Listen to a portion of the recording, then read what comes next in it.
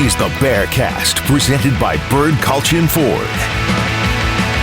Bird Culture Ford has been in Waco since 1936. Ford is the #1 selling truck in Texas 43 years running. The Bearcast is also presented by WellMed Medical Management and USMD Health System Dallas. Here's Craig Smoke and Grayson Grundhafer. Hey, what's up, everybody? Welcome into a brand new edition of the Bearcast on Sic'Em365.com, 365 Sports. It is Tuesday, December the 6th, as we record, just to give you a frame of reference, especially in this ever-changing world of college football where by the hour, the transfer portal and coaching carousel and all points in between have rosters flipping over and staffs flipping over and just all kinds of calamity and moves going on. We'll do our best to bring you up to date on all things going on with Baylor athletics, but keep in mind that things are fluid and they change quickly, so giving you that frame of reference so you realize sort of where we're coming from in terms of timing. But welcome in, as I said, and I'm Craig Smoke, Sic'Em365.com writer, 365 Sports radio host, and of course host of this grand podcast, joined by Grayson Grundhafer, director of broadcasting, also team and recruiting reporter for Sic'Em365. We got Garrett Ross behind the scenes producing as well, and we have quite a bit to get to this week because of what I mentioned, the transfer portal, coaching carousel, both those things hitting Baylor football over the last week, whether self-induced or otherwise, and we've also got their bowl assignment as well after the announcements came down on Sunday. So, Grayson, let's get right into it. There's a lot of ground to cover, and there was no bigger story despite the transfer portal, despite the bowl game announcement. There was no bigger story than what went down shortly after we got done with our recording last week. Just a day or so later, word got to us right before or right at the beginning of one of our radio shows that some stuff was going down over on campus in terms of Dave Aranda and his staff. And for a few minutes, we didn't know exactly what that meant. Eventually, Colt Barber comes out with his report, and all became clear for everybody. Dave Aranda was not wasting much time in making some changes, as similar to year one when they got wrapped up with the COVID year. You saw him, 2 days after the season, making moves, getting rid of Joe Wickline, getting rid of Larry Fedora, and so on. And we know what that led to. Led to Eric Mateos and Jeff Grimes in a Big 12 championship season the following year. Hopefully it works out that way again this time around. But some major changes and, some moves that, quite frankly, I think one was sort of, if you had to pick a move that was to be made, everybody would have been on board and said, yes, this is probably happening. The other one, a bit more shocking. The one that was not a grand surprise, special teams coordinator and safeties coach Ronnie Wheat out after just 1 year, a guy that Aranda has known for a while. I saw somebody frame him as his attaché, so kind of his right-hand guy. And, that was a move that was made this past offseason. Clearly didn't work out, so Ronnie Wheat out. Baylor needs a new safeties coach and a special teams coordinator. And on the flip side, defensive coordinator Ron Roberts out as well, and that was the surprise, I think, for everybody. He was with this program the last 3 years, came over with Aranda originally, and obviously one of Aranda's longtime mentors.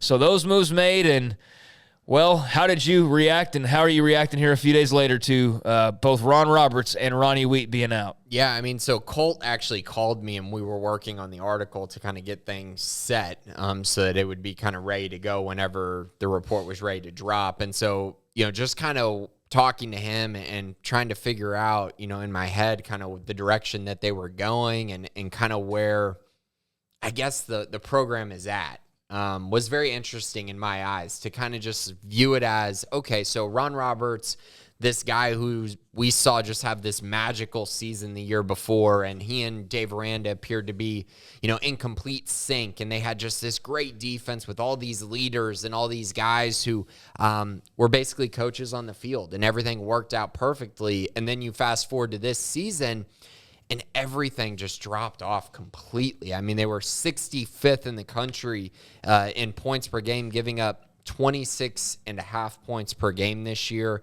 I know a lot of people have talked about this, but it didn't appear that individual guys who had big seasons the year before really took massive steps to get better. If that makes sense to everyone out there, it didn't seem like there were a lot of growth individually at various positions and various player groups. So I'm sad to see Ron Roberts go, but I also think this is one of those situations where I think Dave Aranda decided they needed more of a fresh take in the room, and also maybe someone who more so aligned with kind of their philosophy and what they want to do defensively. And I think that's kind of what led to that change specifically. Now, as far as Ronnie Wheat goes, like you said, I think that was the one that we could have circled at the beginning of the offseason as kind of like, okay, that position group didn't do great. What are the reasons why? Did they show signs of improvement? Were there individuals who were developing and growing? There wasn't a ton of that. And then also the special team side was just really, really rough to see, especially when you have all these veterans returning, guys who have, kicked for a long time with, John Mayers was fine this year, but Isaiah Hankins just completely was not good after having a good freshman year. Noah Rauschenberg was okay. I think he had a pretty good year. Isaac Power took a step back. It just didn't seem very in sync with that group. And then, of course, when you're giving up blocked extra points for a touchdown against West Virginia, that doesn't look very good, and missing field goals at inopportune times. All of that together did not go great. And I think the other problem is that he replaced a guy who had a great year last year in Matthew Pallage, because Pallage left to Oregon. And so now looking back on it, Pallage is really the only guy that I think Dave Aranda and company have lost that they didn't really want to lose.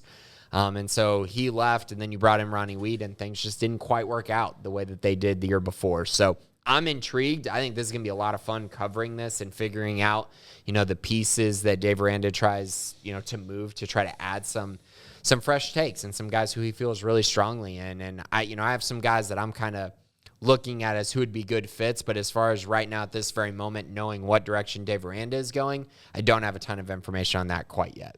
Yeah, we can all play fantasy booker, and hey, it'd be great if Jim Leonard came over, and that sounds great, but it's a bit more complicated than that, obviously, and who knows what direction he ultimately goes. Obviously, we'll be the first on that when that time comes, much like the report initially. But yeah, that was pretty shocking news. We were sitting here and got a text about there's something about to go down, and your mind's wondering, could be any number of things, and Ronnie Wheat's out, okay.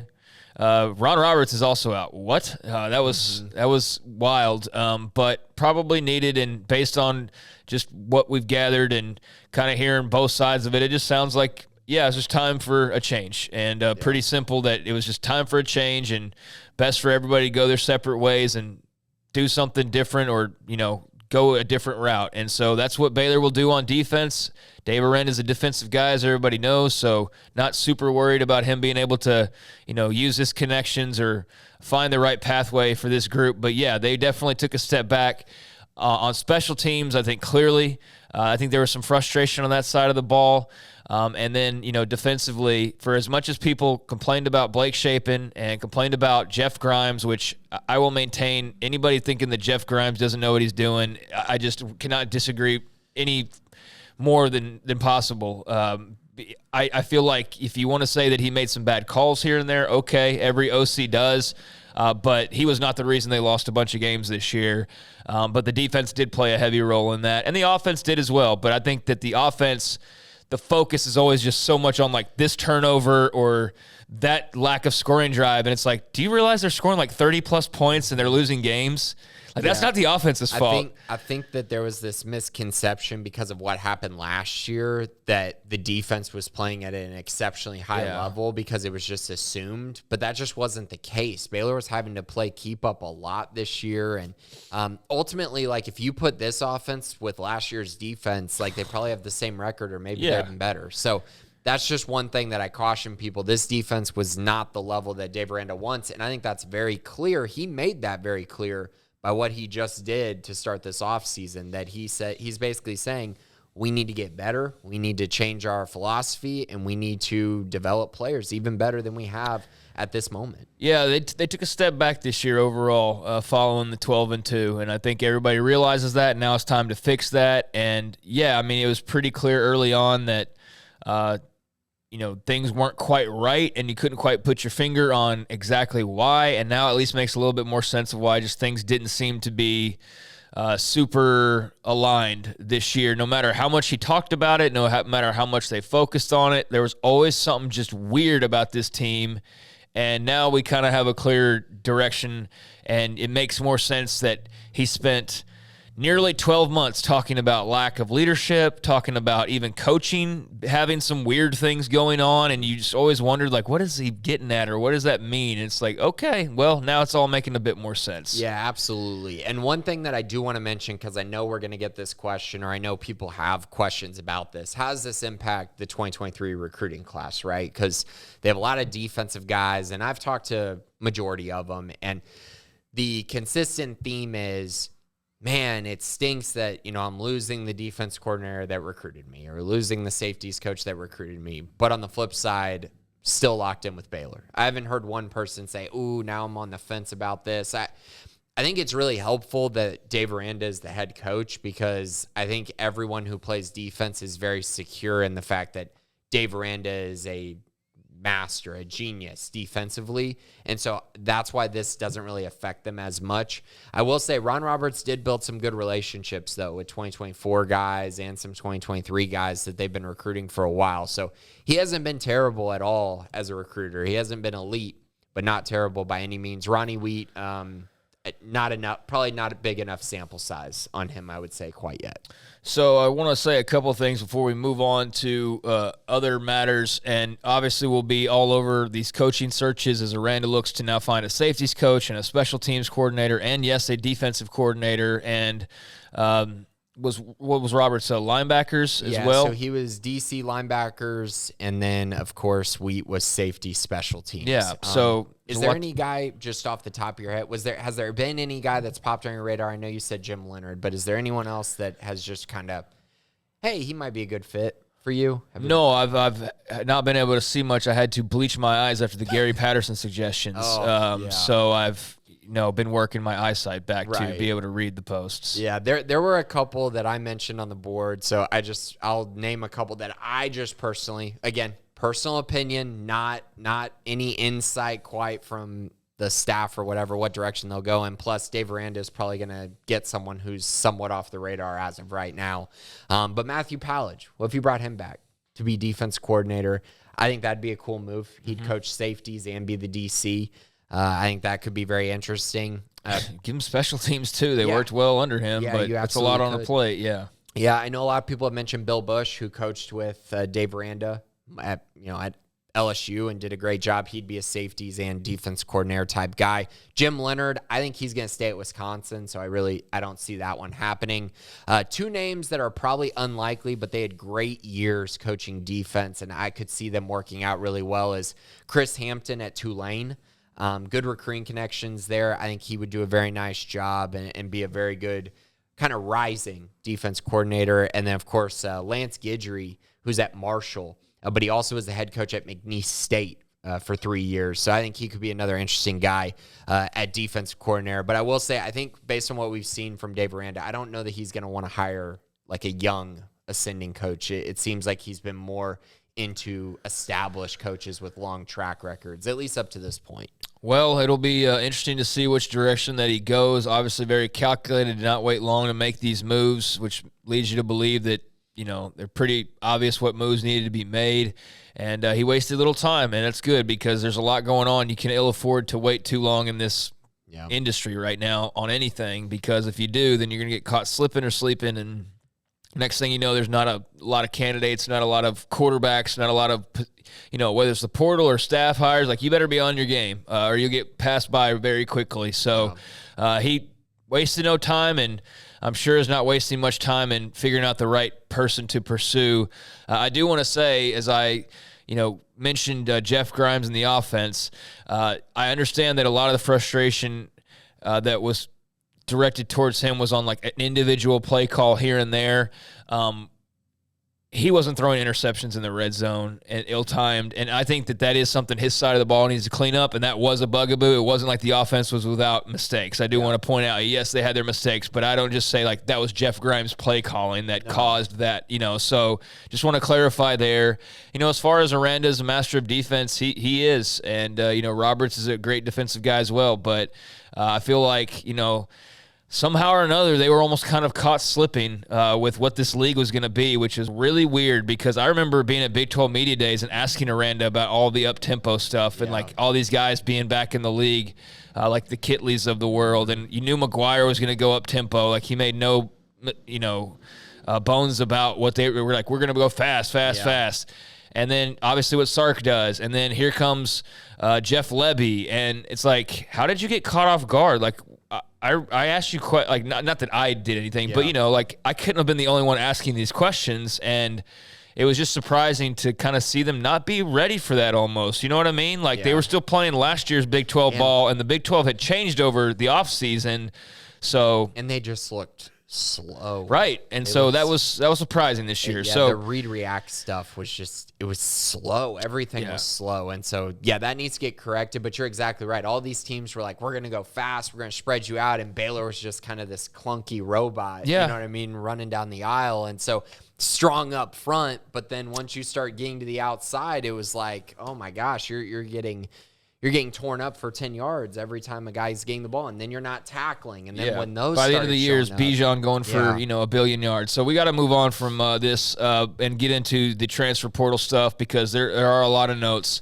So Ron Roberts out, Ronnie Wheat out. Understandable, unfortunate, but on to the next thing for everybody involved. Meanwhile, in the transfer portal, there were 2 guys in before last week that had entered their names or declared that they would be entering when the portal officially opened up, and that was wide receiver Seth Jones and also wide receiver / running back Josh Fleeks.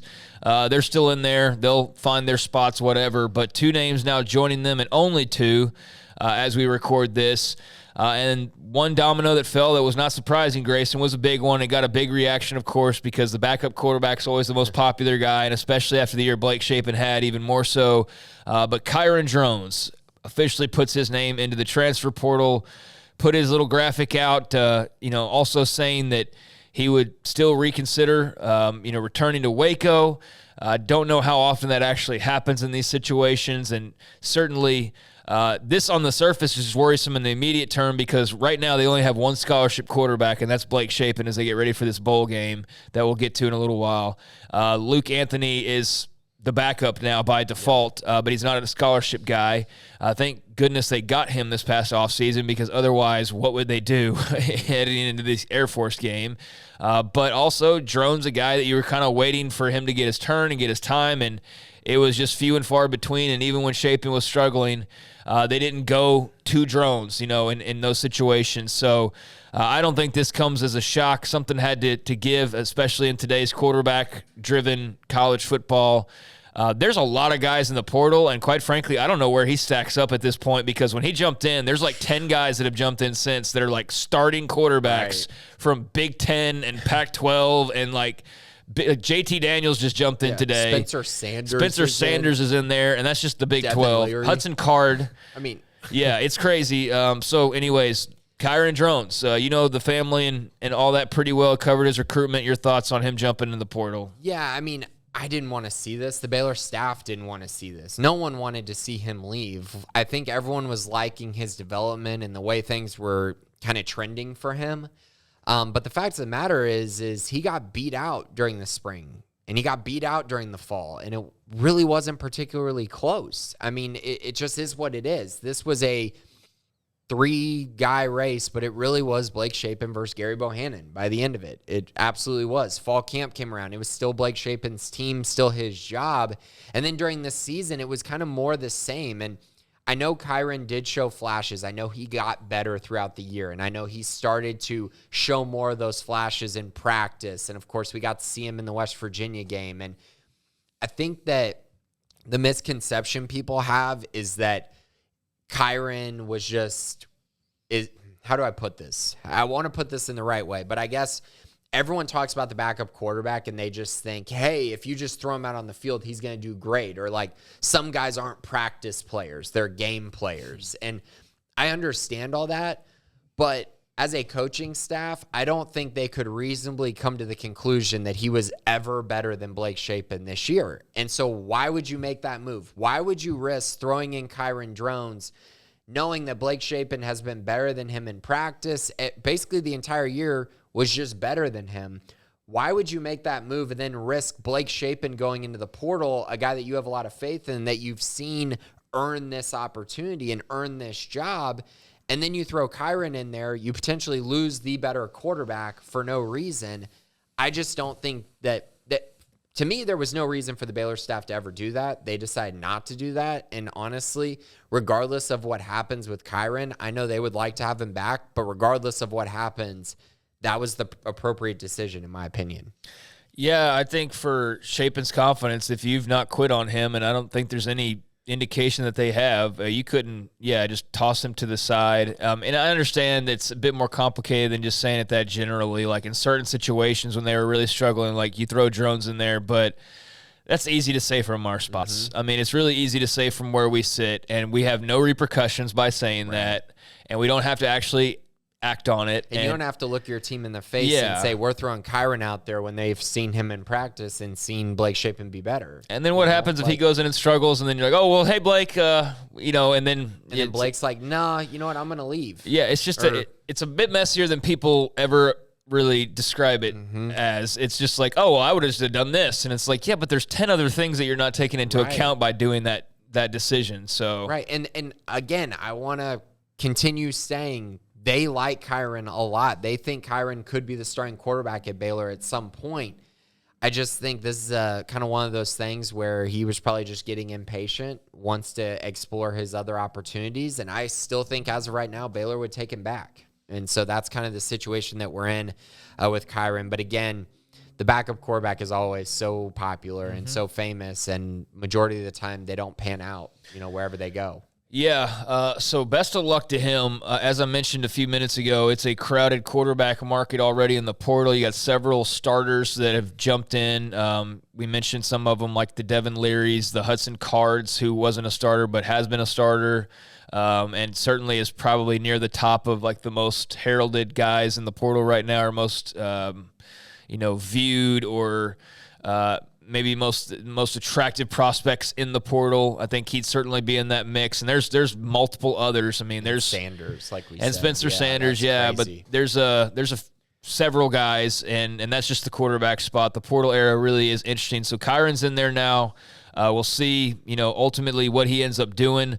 Was a redshirt freshman this past year, saw a little bit of time, but not anything to really write home about through let's see here, 14 of 23 for 219, a touchdown and a pick in his limited action this season, appearing in 5 games. Really the West Virginia game when Blake Shapen got hurt was his big, lasting appearance, and, threw for like 50%, and they lost that game, obviously. Things just kind of went downhill when Shapen got hurt. That wasn't all on Drones by any means at all, not blaming him for that. But that was basically, and then, that was really it to write home about as far as his appearances this year go. So best of luck to him.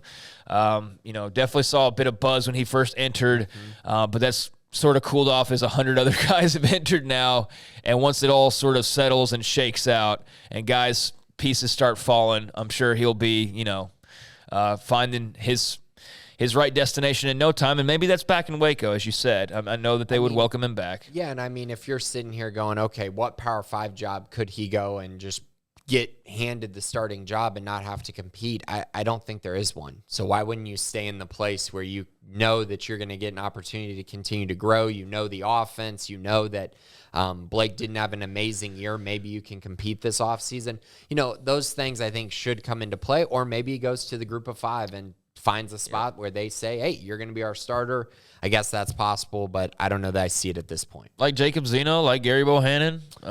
Gary got the guaranteed starting spot, which in hindsight, I'm not sure that USF would do again because they lost their freshman quarterback who transferred. Well, they have a new coach now. I'm not sure that he will be the starter next year. I don't know how he'll fit into Alex Gollish's Tennessee offense. Yeah, and then Zeno was behind that Dylan Hopkins kid who actually played really well at UAB. But yeah, he got some cracks because Hopkins got hurt, played okay, and then Charlie, of course, got hurt in like the second game at Liberty. Yeah, and Brewer. I forgot about Brewer as well. Elsewhere, Devin Neal was a starter at times for this defense. I know that sort of changed as the season went along, but young man initially came from out of state. Kentucky was where Dave Arend and company went and grabbed him and brought him in a couple of years ago. Just wrapping up his his true sophomore season, and will have 3 years to play 2, or no. Yeah, 3 years to play 2, I believe. Like it's all confusing. Doesn't matter. He'll be doing it elsewhere. He was a rule guy. Oh, yeah, that's right. He was a rule guy. Yeah, he was a rule guy. They held on to him when Aranda came on. So regardless, wrapping up his, junior season. Yes, junior season is what I was getting for. I don't know why I said red shirt. Wrapping up his junior season, he has now entered the transfer portal and seen, initially like, oh my gosh, what's going on? Just because anytime somebody jumps in the transfer portal, and then you sort of, get back down to earth and realize, okay, this isn't a devastating loss. And this is, part of the attrition that you were expecting this offseason. You knew guys were going to be leaving. So Devin Neal, another one that's jumped into the portal. Your thoughts? Yeah, high hopes for Devin Neal. Just a great athlete, very special athlete from Kentucky. Like you mentioned, his high school film is electric, fast, strong.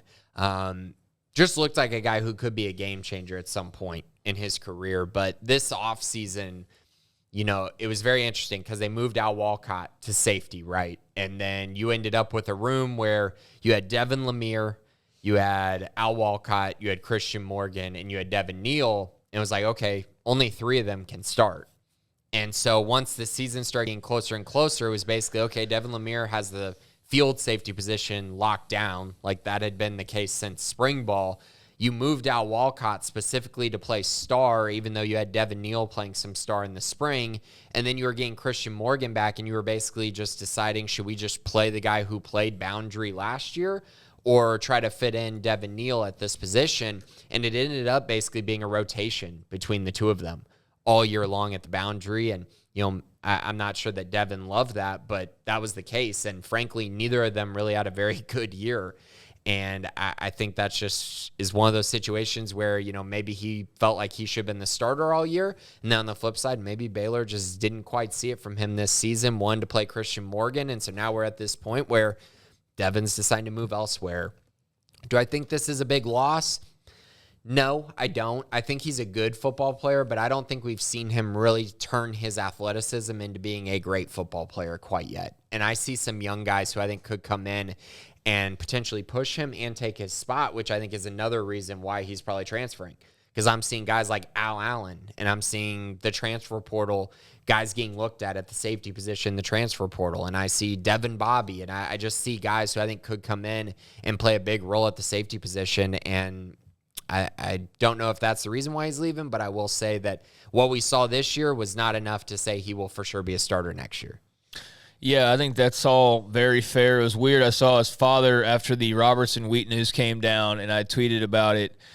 His father actually mentioned, it was a move that needed to be made. And he was not the only parent of a player, either current or former, right, that was vocal on Twitter about, it was time for this, which was also very enlightening when you look back on that day. But it was just weird for him to make that comment. And then 2 days later, Devin Neal's in the portal. I was like, that's sort of strange, but that was his parting comment, I guess, on the program, knowing that his son was still transferring, that it was still the right move for them to make. But yeah, I think that he was a guy, obviously, that people had very high hopes for. Great athlete, like you said, and just a spot in life for him and for this program to kind of just mutually decide, let's go our separate ways here. So right. It's part and of the remember, deal. They have these end of year meetings. Mm-hmm. So after the end of year meetings is kind of when Drones and Neal entered the portal. So I think conventional wisdom tells you they probably didn't love the way the meeting went, or didn't love what maybe their outlook was going forward, or didn't love that they weren't a focal point. You know what I mean? Or just had their their thoughts already confirmed after having made their decision a while ago that this was probably the route they were going to go. So best of luck to Devin Neal. Best of luck to Kyron Jones. Definitely think that there's a better chance Kyron could be back, but not putting any money or banking on that in a heavy way at all. So to each their own, but that would be the dream scenario. Doesn't always go that way. Devin Neal, maybe he joins Rule at Nebraska. That certainly seems like a possibility, but we'll see for him as well. But that's it. As far as the transfer portal goes, which are you surprised by that? And part two, where are they looking? Where are they at right now in terms of the transfer portal? Yeah, so I am surprised by that. I felt like there would be more, but as we talked about, before we started recording, and you brought up a good point, I mean, there's so much time. Like, it doesn't have to happen immediately. It doesn't have to be this quick announcement of all these guys are leaving. And so I think there will be more attrition. There frankly has to be more attrition because they got to get in the 2023 class. They got to be able to take transfer portal guys. And right now they don't really have much wiggle room for that. And so there will be more attrition. Be prepared for that. And don't get too caught off guard or get too upset when guys do decide to leave. It happens. I mean, it's the transfer portal era, and it could be worse. You could be Oklahoma State, who has like 15 guys in the portal. They've been decimated. Yeah, they got like 15 guys in the portal, and like, 12 of them were starters? It's ridiculous, man. It's crazy. And so I just think, just keep that in mind. Most of the guys that Baylor will lose or could lose are pretty much guys who weren't, huge parts of their plan going forward, at least in my eyes. So, as far as the portal, where they're at right now, so far only 2 offers are out. And so the first one was kind of a really quick offer to Jonathan McGill, who's a grad transfer safety out of Stanford. He has 2 years of eligibility remaining, 5'9", 183 pounds, 116 tackles, 4 interceptions, 12.5 tackles for loss, and 17 pass breakups in 30 games at Stanford. He played as a freshman and then had really a breakout year this past season and played exceptionally well there for Stanford. And when I watch his film, he kind of reminds me a little bit of a Jalen Petrie type. Like, I think he'd play star for Baylor. I know others have said, he could play boundary or field, and I think he could. He's got the talent to do so. But I think when I watch his film, I see a guy who could be very impactful at the star position. And to get a guy who's old like this, who's played a lot of college football, that's exactly what they need in my eyes. Because I think this year, with Al Walcott in that star position, he was good, but the cast early on held him back. The fact that he wasn't able to practice fully for a while held him back. The fact that this was his first year playing star held him back. So I think all of those things probably tell me that this would make a lot of sense for Baylor if they're able to land him. He's taking a visit to SMU this weekend, but he and Kevin Curtis are working on setting up an official visit at Baylor. So look for that in the coming weeks or so for him to get on campus. And then, so that's a big one. I think he would be a star take for this Baylor staff. And then another offer came out yesterday as Baylor offered Wake Forest transfer cornerback Gavin Holmes. He played really well for Wake Forest this past year. Over the past 2 seasons, 42 tackles, 2 picks, 13 pass breakups. He's got 2 years of eligibility as well. He's 5'11", so a little bit bigger at the cornerback position, solid size in my eyes. But the crazy part about him is he got all of his offers yesterday. And when I say all of his offers, he got 11 of them. Some of the schools, Texas, Washington, Ole Miss, Tulane, Virginia Tech, Arkansas, Kansas, West Virginia. The dude's got a loaded offer list, and it's really only been a day. So that one's going to be very competitive, I think, for the Bears, and it could end up being a situation where he ends up at Texas, and then it's kind of a Ryan Watts situation. But Gavin Holmes, very good player, and I'm very happy they sent this offer out. I think he's a very, very good prospect, could be an NFL guy.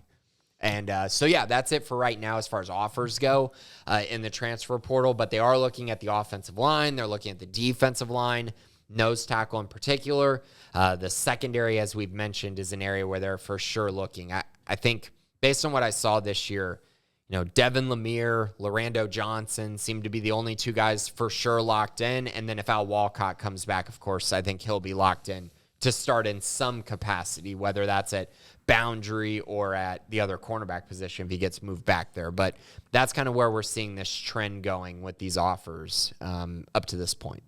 All right, so there we are on the transfer portal. A lot obviously still to unfold there. Meanwhile, one final note when it comes to football, the bowl announcement. We did get that this past week, just saving the best for last.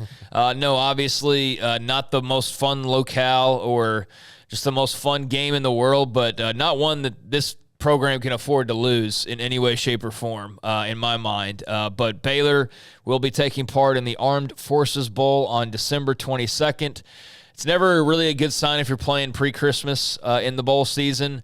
It's definitely never a good sign if you're playing at your arch rival stadium, less than 2 hours away. But that's what's going to happen here as Baylor plays at Amon Carter, TCU's Amon Carter Stadium, and takes on Air Force. And they're obviously unique in what they do, but the Falcons and Bears coming up in the Armed Forces Bowl on December 22nd.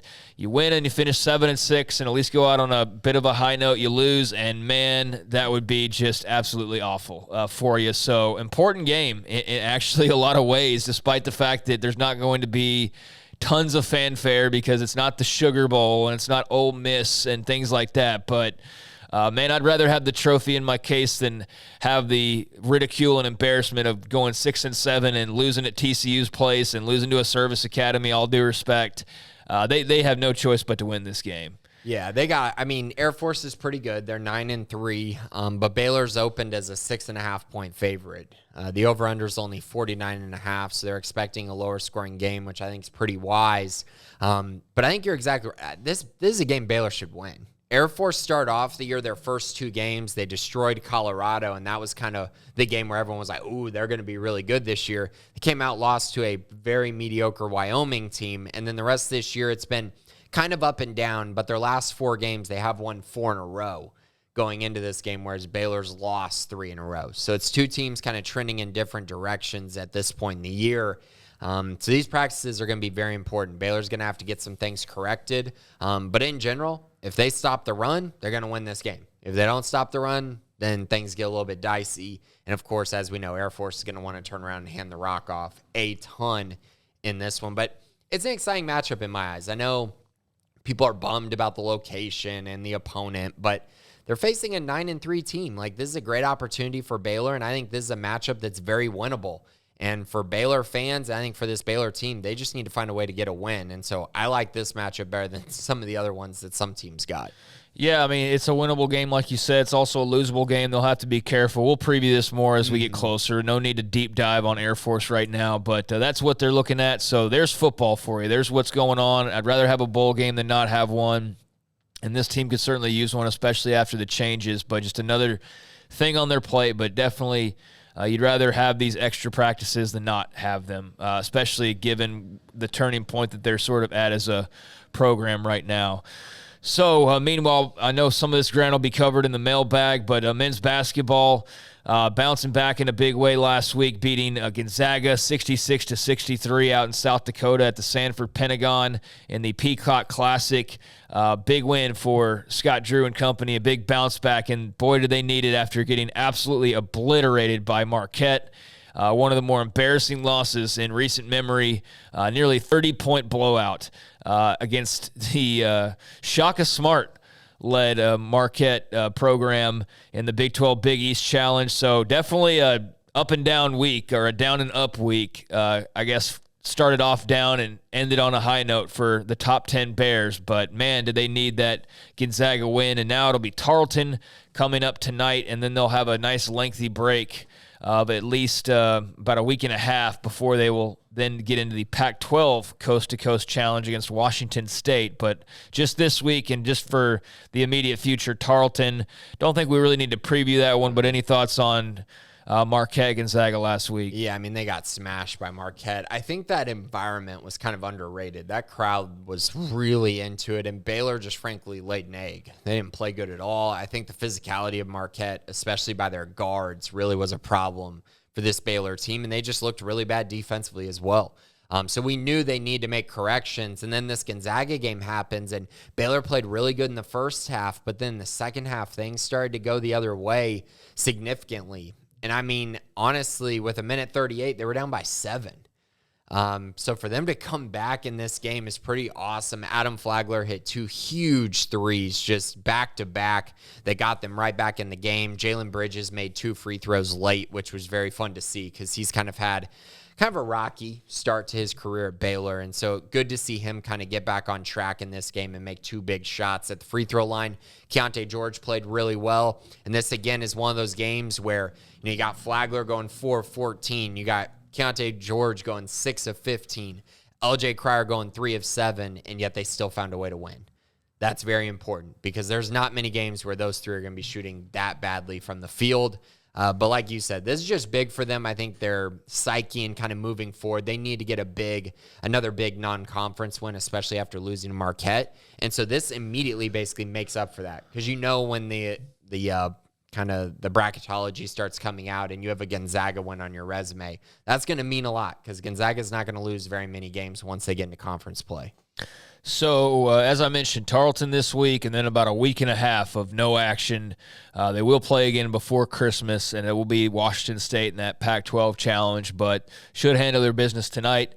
And nice to see them at least get some. And you know what? That basketball win was just needed by the fan base, just of athletics in general. Get off the ledge. Yeah, for real. After the loss, fans were just, you lost 96-70. It was a bad performance. Well, it was on the heels of the football team and all that. So, it was just a run of, just negative stories, it felt like. Kyron enters the portal, and people are freaking out over that. And then the coaches' firings, and, it's just a lot of not so happy news. So that contributed, but ultimately that Gonzaga win really alleviated some of the pressure that was building up for sure. Meanwhile, the Baylor women blowout win over Houston Christian, beat them by 44 points the other night. So or on Sunday, able to grab a win, and that was their only game last week after finishing runner-up in the Gulf Coast Showcase. So they will now take on UT Arlington on Wednesday,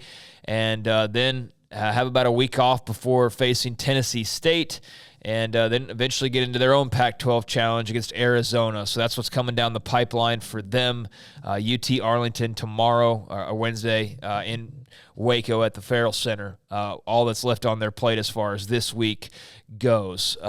Anything else before we get into the mailbag here? I don't think so. I think we pretty much hit everything and covered it. We got not too many mailbag questions this week. Yeah, let's fire through here. Scotty B, do you think Max Duggan or Kendry Miller from TCU both enter the NFL draft? I hope at least one of them does, but prefer both so TCU won't be as strong offensively next year. Yeah, I think Kendry will probably go. I would be shocked if he comes back, just given kind of the track record of running backs. It just seems to make a lot of sense when you don't want to be too old when you go to the NFL. Duggan, I think, will probably stay.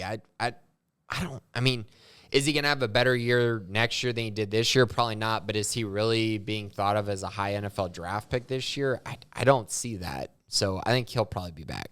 Yeah, I don't know what his eligibility situation is. He's been around quite a while now at this point, but you have the COVID year and he's got one more year all that for jazz. Sure.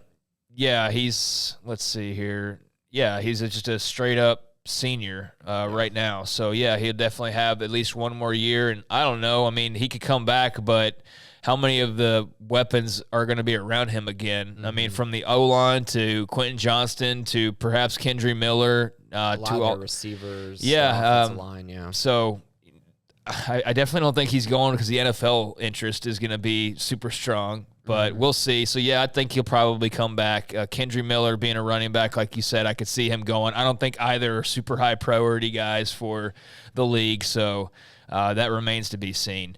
Where do you put the need of quarterback and transfer portal compared to other needs? Yeah, so, okay, nose tackle, cornerback, safety, offensive line, wide receiver, defensive line, just like ends. That's all above quarterback for me. I don't really see. I think quarterback's a priority if you don't get Kyron back, in the sense that you need to bring in someone to be a depth piece, kind of like Luke Anthony. But I think the hope will be that with Austin Novosad arriving early, that you can mold him into being your second string quarterback or a first string quarterback if he wins the job over Shapen. But yeah, things do get interesting though, because what if Austin comes in and wins the starting job? That's where things get a little interesting. But I think they'll handle that situation far differently than they did a year ago, because I don't think you're going to make that decision in the spring this year unless it's Shapen. Just my opinion on that. Yeah, I don't see really what the benefit of that would be. They're going to have to be smart and politic a little bit, I'm sure, and just kind of massage that room and make sure they've got enough in the stable, because not ideal to go in with two quarterbacks. I mean, that's just playing with fire. And they've done that, in some years past where the quarterback room's been a little bit thinner, it feels like, and it's asking for trouble, quite frankly. So, I think it'll be a very interesting spring. That's what I think. Can't wait to see, them roll it back out there. But first, got plenty of practices and a bowl game to get to, and we'll see how that shakes out. But quarterback depth is definitely a concern right now, just not at the very top of the list. Anyways, I want to give a shout-out to Baylor Volleyball making their fourth straight Sweet 16. Also, everyone check out the Baylor Twitter account where they use my video to get fans fired up for basketball season. So there you go, Scotty. Well done. And yes, congratulations to Baylor Volleyball.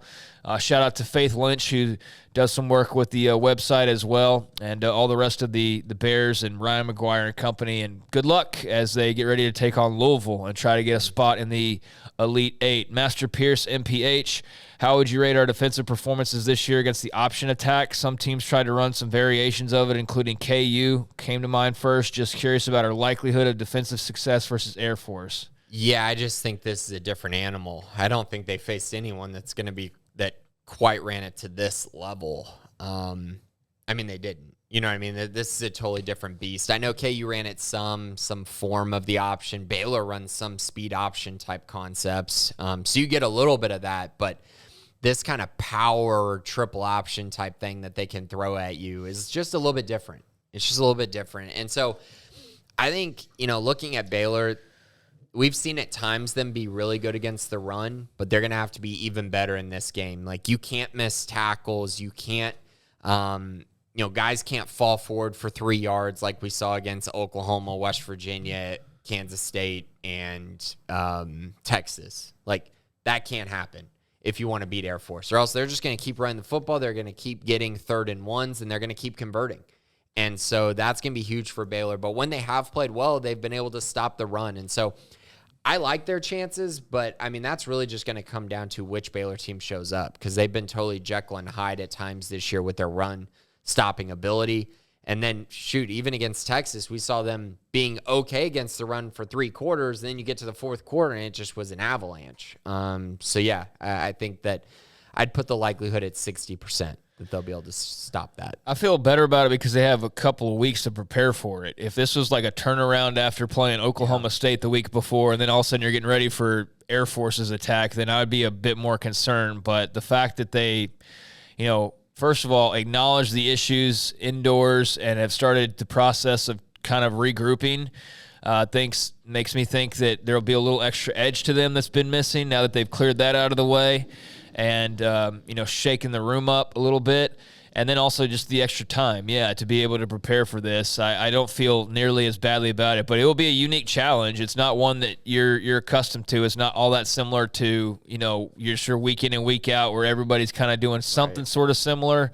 Air Force is its own beast. And so thankfully they have, like I said, those extra practices to really, get ready and prepare for this one. Let's see. Enable, what is the best strategy for our offense against Air Force? Moving the ball methodically to maximize every drive, or playing fast to try to maximize the number of drives? Methodically. That's how Baylor's played all year. They need to continue that. I mean, they can use some pace at times. I can definitely, understand that. But I think in general, they need to be able to win up front and be able to win in the passing game. And I think that comes down to just being methodical like they've been at times this year. I actually do like them in this spot. I think they're going to be able to move the football in Air Force pretty effectively, but it's all going to come down to, can you establish the run up front? And if they can do that, then again, they should be just fine. And this is the deal right here.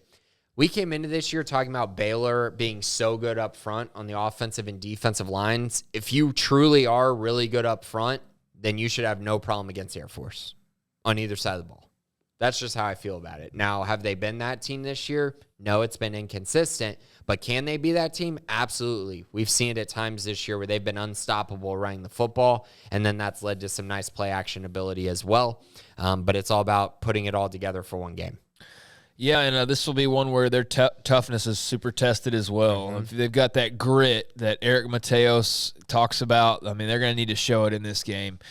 Hi, Orc, how active do you think Baylor will be in the transfer portal? What are the biggest needs? I feel like we've kind of addressed that. So, yeah, I mean, they're going to be active. They're going to look for guys that fit what they're trying to do. I think they're going to try to find older guys as well. I think as we're learning in the Big 12, it's about being older, and then the year that your schedule hits are kind of the keys, right? So Baylor, for instance, every odd year, they get 5 home games and 4 road games in conference play.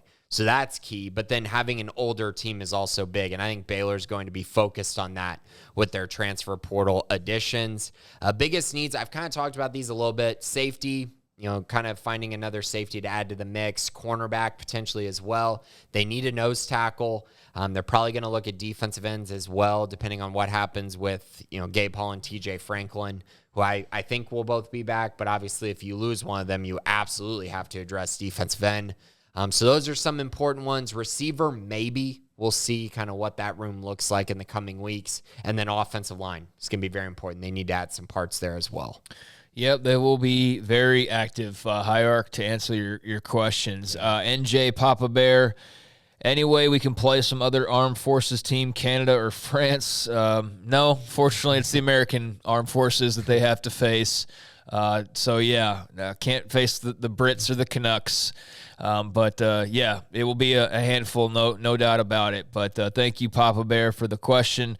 McLennan Bear 18, do either of you have any idea what's happening at Oklahoma State to cause this mass exodus? If something like that happened here, I would imagine it would cripple our roster. And for those that are unaware, the transfer portal has been quite unkind to Mike Gundy's Cowboys. Spencer Sanders entered yesterday. And you also had Braylon Presley, who is a former 4-star. He entered, and they were just the latest. I mean, there was Trace Ford entered, who was a big Baylor target when Rule was here. He was another one that he's been around for forever. Mason Cobb, one of their star linebackers, one of their stars. He's gone, but you're looking at as of right now, Mason Cobb, Nadrian Dezadare, Preston Hickey, Rashad Dixon, Canyon Williams, Spencer Sanders, Braylon Presley, Eli Russ, Thomas Harper, Dominic Richardson, who was, obviously a guy who got a lot of carries for them as well, and Trace Ford. Looks like there will be others that join or have already joined, but it's already a pretty lengthy list when you consider that Baylor's had 2 guys really since the portal opened, had 2 earlier in the season. But this is like they're losing. This is double digits. And they're losing guys who are legit, like some of their best contributors, players. yes.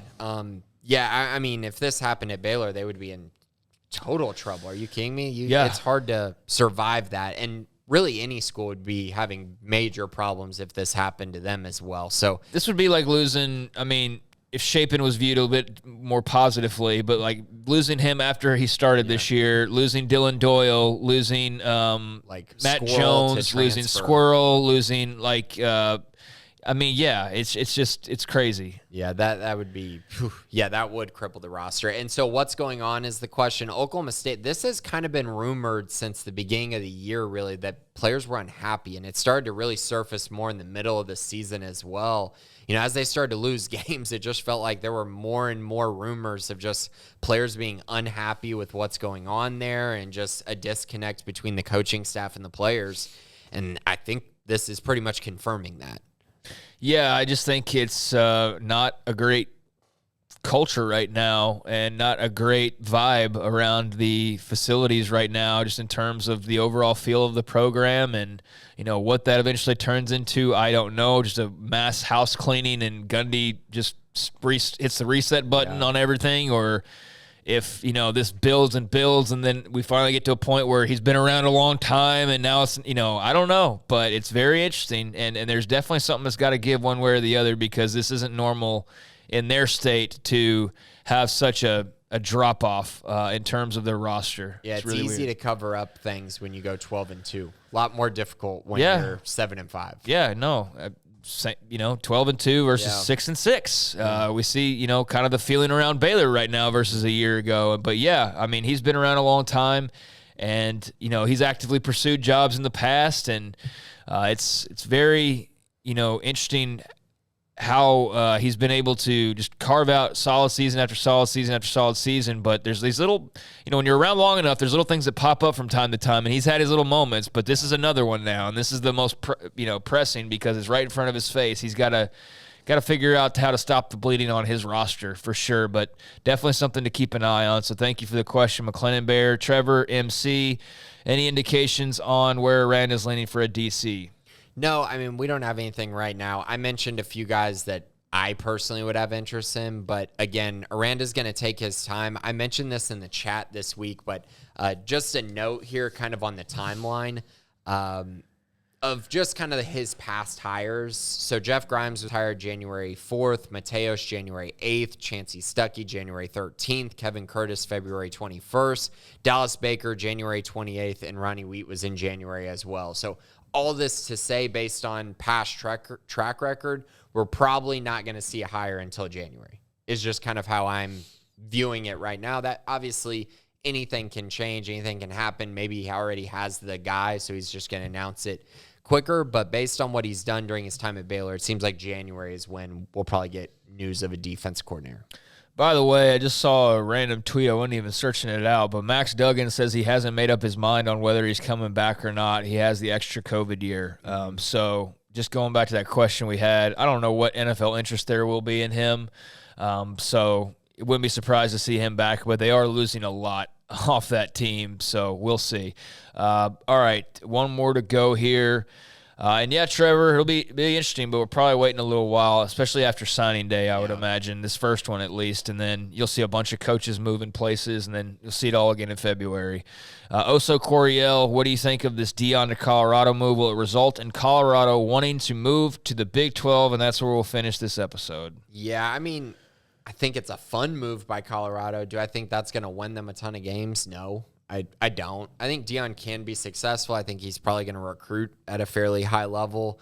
But at some point, I don't know that the X's and O's are necessarily going to be there where they're going to be great, nor do I know if the talent will be there. Colorado has just been a mess since they entered the Pac-12. So yeah, I'm not here with a ton of confidence. I think Deion's going to go out there and just start winning Pac-12 championships. I don't see that. As far as moving to the Big 12, I don't think this move for Deion has any ramifications on whether they're entering the Big 12 or not.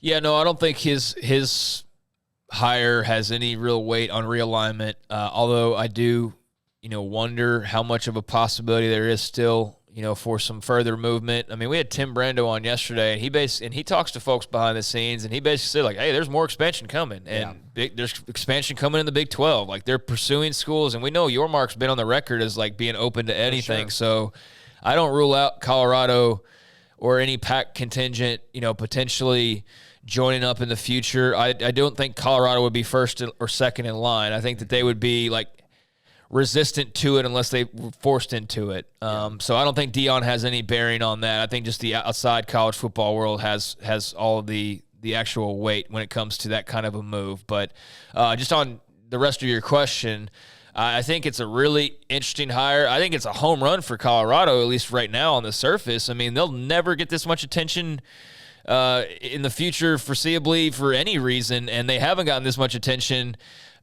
in probably 20 years. I mean, or if not longer than that. It's crazy how much we're talking about Colorado football. They've been an afterthought ever since joining the Pac-12, quite frankly, outside of the couple years where, like, Steven Montez was winning some games for them from El Paso.